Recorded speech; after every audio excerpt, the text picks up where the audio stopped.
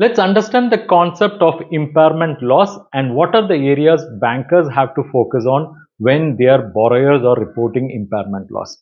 Let's understand this. Let's say there is a company and they have invested in a machinery. Let's say the value of machinery is 10 crore. It is a very specialized machinery uniquely designed for this company. And for this machinery, they have provided depreciation over a period of years. Let's say they have provided depreciation around 3 crore. It means in their books of accounts, they are carrying this machinery at a value of rupees 7 crore. So I'll call this as carrying amount. So this is a machinery dependent on technology. And let's say there is some drastic shift is taking place in technology, and because of that this machinery is becoming outdated, or whatever the products that are produced by this machinery is not having good demand in the market. So now this company is carrying an asset which is not in a position to give good revenue for the company. So they are making one exercise, that is they are trying to see what is the value of this machinery if they want to sell. So they are making some study in the market and understand that if they sell this machinery in the market, they will get 3 crore. Okay, so look at here, they are carrying the machinery at 7 crore, but if they sell it in the market, they will get only 3 crore.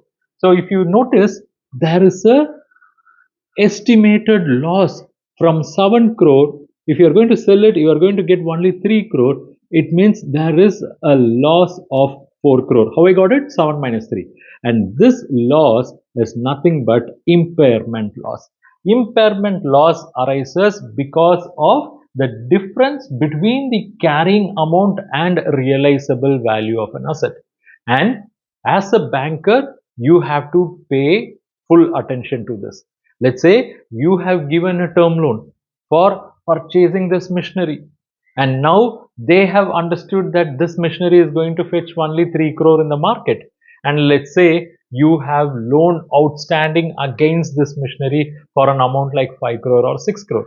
It means there is going to be clean portion, because the loan outstanding, let's say, is 5 crore, and if the machine is getting sold in the market, it will fetch only 3 crore. It means there is going to be 2 crore clean portion for the loan itself. It means primary security itself is getting eroded. So you have to pay focus on that, number one.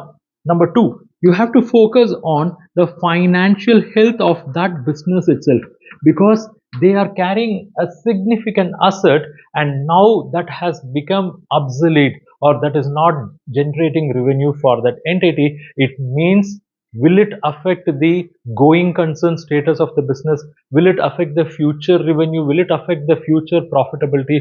You have to see that. Number three, you have to see what will happen to the cash flows, because already we have understood there is a erosion in security. We are focused on financial health. You should also focus on the cash flows, whether they'll be able to service the loan or not, whether any restructuring will be required, what are the plans they are going to have, because asset is impaired. So what are the steps this entity is going to take? So whenever in financials you come across impairment loss, pay full attention to it.